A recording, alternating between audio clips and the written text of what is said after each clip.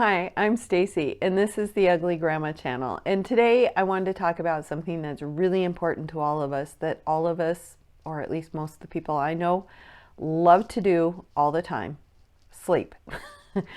And I was trying to decide what to do for a video this week, and yesterday I just was tired and didn't feel like doing a video, and today I'm still a little bit tired. And I thought this is a great topic because sleep has a lot to do with weight loss, and I think a lot more than people realize. If you are tired, you have no willpower the next day to, or energy or motivation or focus to stay on your diet. So sleep is really important. How much sleep you get really depends on you. As I've gotten older, I've found that I need a little bit less sleep. It used to be I needed at least 8 hours or I would be cranky. Now, if I can get 7 hours, I'm absolutely thrilled, especially if it's 7 hours of good sleep where I'm not waking up constantly during the night. It is important. And the other thing about being tired and getting enough sleep is knowing when you're tired, because I don't know about everybody else. But for me, when I get tired, instead of going to take a nap or resting or even just plain going to bed early, I will eat. And I'm not eating because I'm hungry, and I'm not eating because I'm bored. I'm eating because I'm tired, and it's something to do to keep myself awake. And I did this last night. I overate a little bit more than I normally would when we're sitting and watching TV, just because I was tired. It was Saturday night. I didn't want to go to bed early. I wanted to stay up. I wanted to watch TV with my husband. And in order to stay awake, I kept eating. It wasn't a lot, but it was more than I normally do. And I was well aware of what I was doing.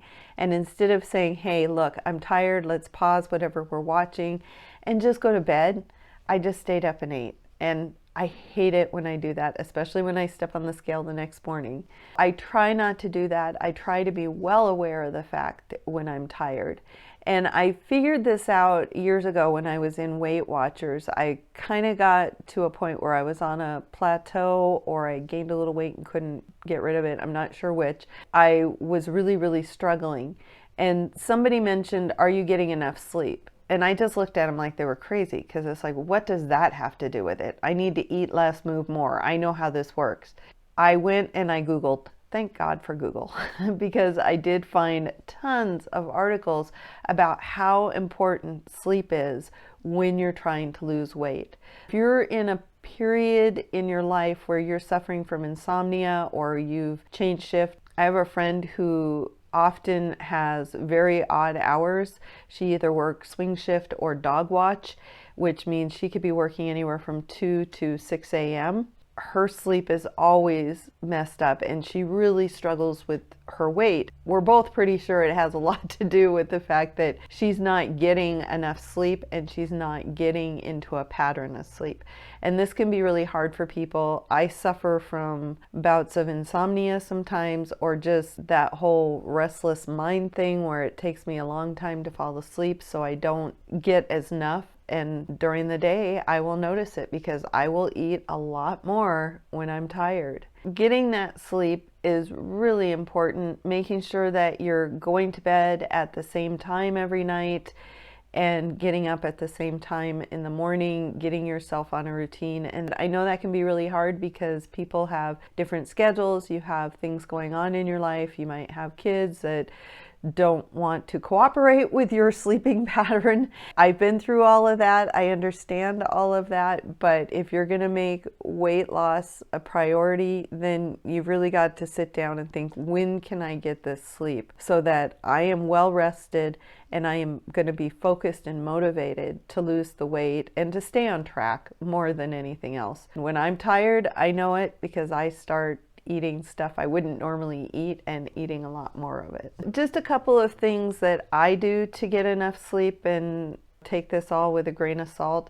When I was having migraines, one of my problems was sleep. A couple of the things that the naturopath had told me to do was go to bed at the same time every night, do 20 minutes of no screens prior to bedtime, at least 20 minutes, take a hot bath or a hot shower, or warm bath, warm shower, depending on what you like to do, before bed, and that will help you relax. If you need to wind down, journal or read, but read an actual book, not on your phone. That really did help me start to get into the habit of having a nightly routine to get to bed.